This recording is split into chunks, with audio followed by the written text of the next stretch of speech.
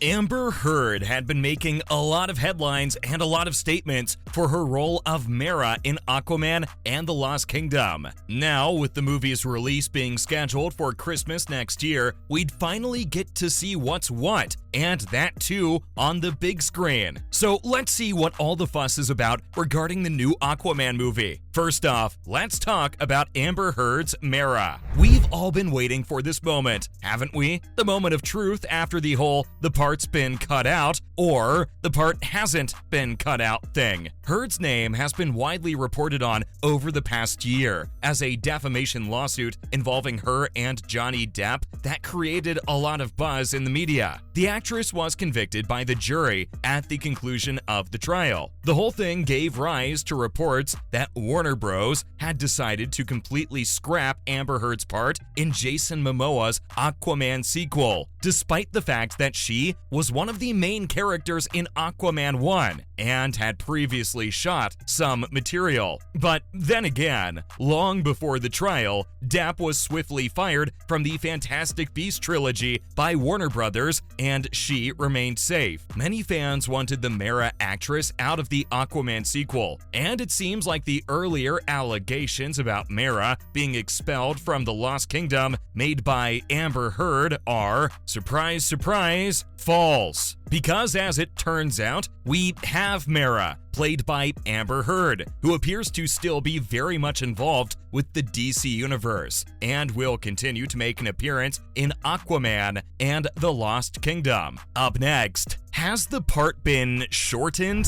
Then, given the 36-year-old's allegations during court proceedings in May that Warner Bros. Had reduced her presence in the movie, and rumors that the studio will continue to tamper with her character's role and standing, in all honesty, we expected something. Something substantial to hold up those claims, perhaps? But it simply doesn't seem to be happening so far. According to Walsh, Mera's part in the sequel, which was set to take up around 20 minutes of screen time, hasn't been decreased or trimmed at all. He confirmed, yes, it was definitely not at all shortened or reduced. And from the looks of it, they won't be cutting her out after all, despite what a source had earlier claimed. In fact, the actress remains throughout the film, with nothing to minimize her screen time or dialogues. But here's something you guys would have never guessed. There have been other cuts. Yup,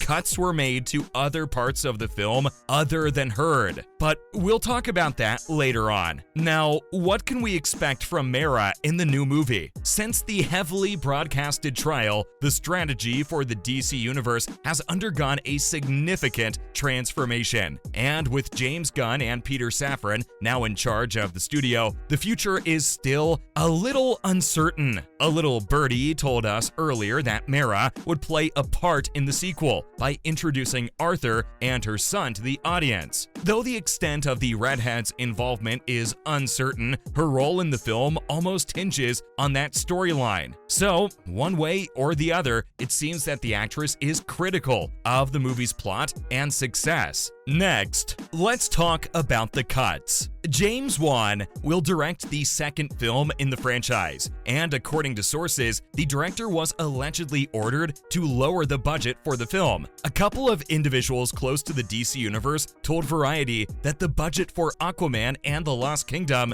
has been scaled back a bit due to some financial constraints. Now that the situation has changed, it appears that Amber Heard may benefit because her sequences may finally be released on the big screen, despite all the drama that we witnessed. Even if the 36-year-old actress is kept in the final cut, it's apparent that she herself seemed to believe that the footage she captured only represented a small portion of the original plot the character had in the film. It's also unfortunate that Volko might be cut off completely. We don't know about you guys, but this seems to be a terrible waste of Willem Dafoe's talents. It may take some time before viewers find out the reasons behind this change, but we sure would love to know why we were robbed of such mastery. But then again, at least we'll get to witness the actor in a comic book movie last year when he dazzled us in Spider-Man: No Way Home. That's something, right? Up next, the new Aquaman is shaping up to be one of the most expensive DC films. Yup, you heard us. Aquaman and the Lost Kingdom's budget overruns are causing it to be the most expensive DC sequel and the 5th most expensive DC movie. But we all know the deal with superhero movies, don't we? They don't come with affordable price tags. The cost to produce any of your favorite superhero movies could be justified, given the amount of work that goes into them. Not to quote the enemy, but the Avengers Endgame, a 2019 movie alone, had production cost of roughly $356 million.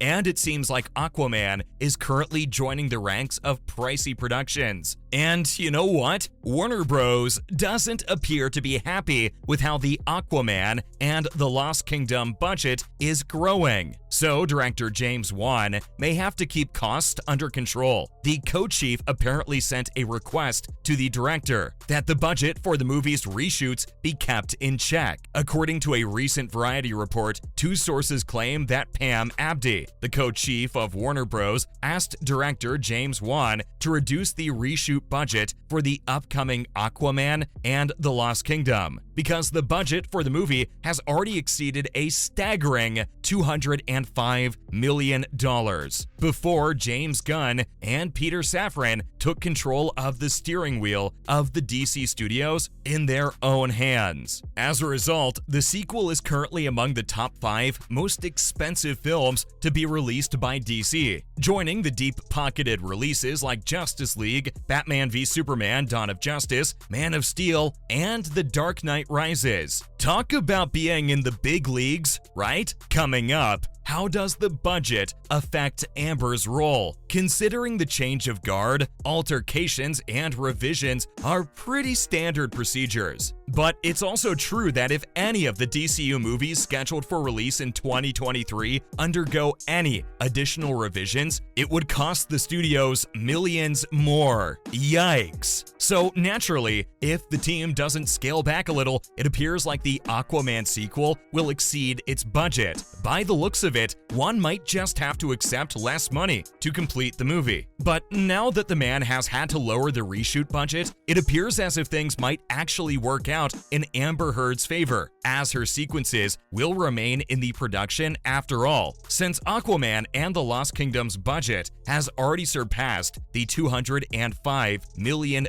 mark, which is unquestionably a large sum. There may not be any or very little reshooting taking place there. Even though the filmmaker and the film may not benefit from the budget changes, Heard, who allegedly was in danger of completely losing out on the role, will undoubtedly benefit from the whole fiasco in the end. Good news for Amber Heard fans, it seems, though the same couldn't be said for Ben Affleck's cameo in the movie. But we'll simply have to wait and watch how Wan handles this. And boy, are we excited to find out. Moving on, let's talk about the change in guard. The MCU and DC may have an on-screen rivalry, but the guys are good friends behind those screens. Kevin Feige made that much clear when he paid a tribute to James and their good 10 years together at the San Diego Comic-Con in July. And now our guy, James Gunn, is all set to embark on what might turn out to be another 10-year journey, this time in his capacity as co-CEO and co-chairman of DC Studios. Big name and big leagues, right? Now, the new management seems to have a lot of new ideas, but our boys, Gunn and Safran, are keeping those ideas under wraps. And no matter what anyone says, in the end, this era of transition has helped the DC universe, and we will soon see the effects with the upcoming films. This era of transition will ultimately pay off. Some major productions like Aquaman and The Lost Kingdom, The Flash, Shazam, Fury of the Gods, and Blue Beetle are the 4 DC movies that Warner Bros. Has scheduled for release in 2023. Now, except for The Flash, all of the movies that Safran is a producer on were created, developed, and approved by DC Films previous management in order to decide how to incorporate these projects into their new DC universe, as well as when and how to inform the audience about what is in store for the new